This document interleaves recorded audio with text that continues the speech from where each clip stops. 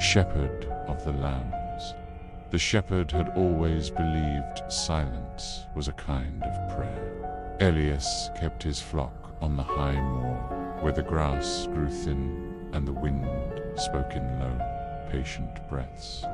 Days passed with little company, but the sheep, their wool dull as clouded moonlight, their bells chiming softly like distant thoughts. At dusk, when the sky bruised purple and gold, Elias would guide them into the fold and sit on the stone wall, listening to the world settle into itself. It was the lambs who noticed first.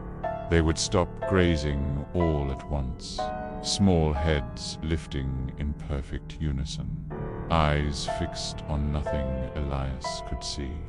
Their pupils would widen, reflecting shapes the air did not hold. They did not bleat or scatter. They gathered, pressing close together, bodies trembling with reverent stillness. "What is it?" Elias murmured the first time, rising slowly, crook in hand. The lambs only stared. At night, the behavior worsened. Elias began sleeping near the pen, wrapped in his cloak, the stars cold and sharp above him. Midnight came, and with it a subtle shift in the air, as though the dark itself leaned closer to listen. That was when the lambs moved.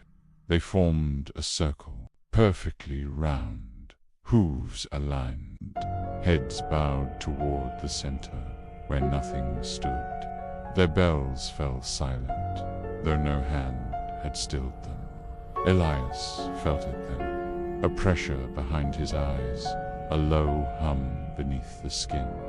The lamb's breath fogged the air, and within that mist, shadows thickened, not bodies, suggestions of bodies, tall, narrow, bending, as though learning how to stand again. "No," Elias whispered, backing away. "There's nothing there." The lambs did not look at him. They were not afraid. They were witnessing. The old stories returned to him then, dragged up from childhood's sermons and fireside warnings.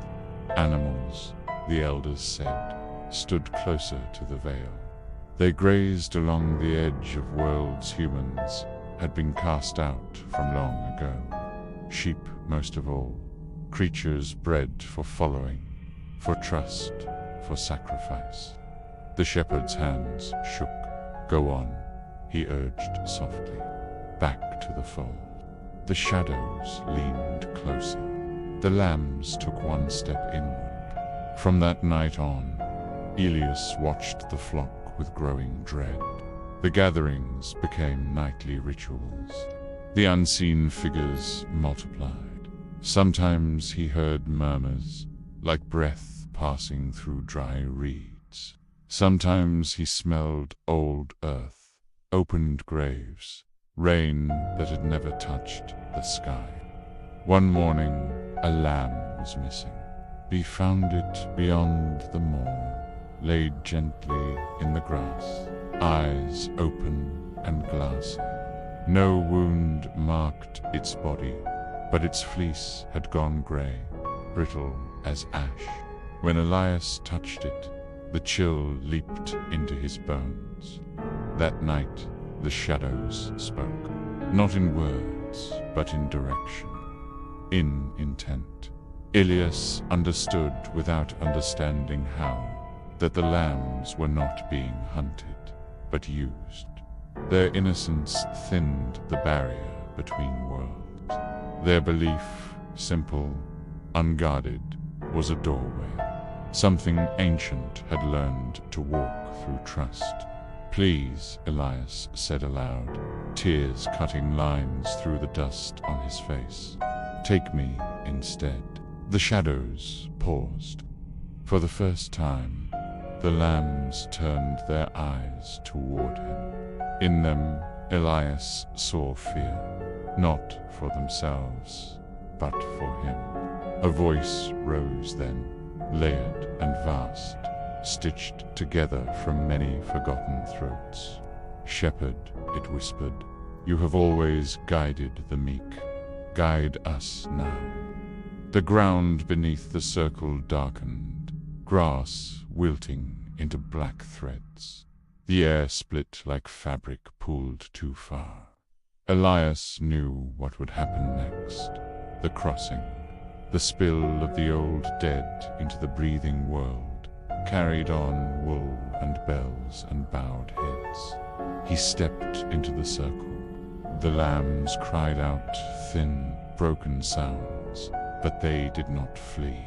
Elias knelt, pressing his palms into the cold earth. He felt hands grasp him, not cruelly, but with need older than mercy. "If I go with you," he said, voice steady at last, "you leave them." The shadows tightened. Then they receded. The circle broke. The air released its breath. The lambs scattered, bells ringing wildly as though waking from a nightmare. By dawn, Elias was gone.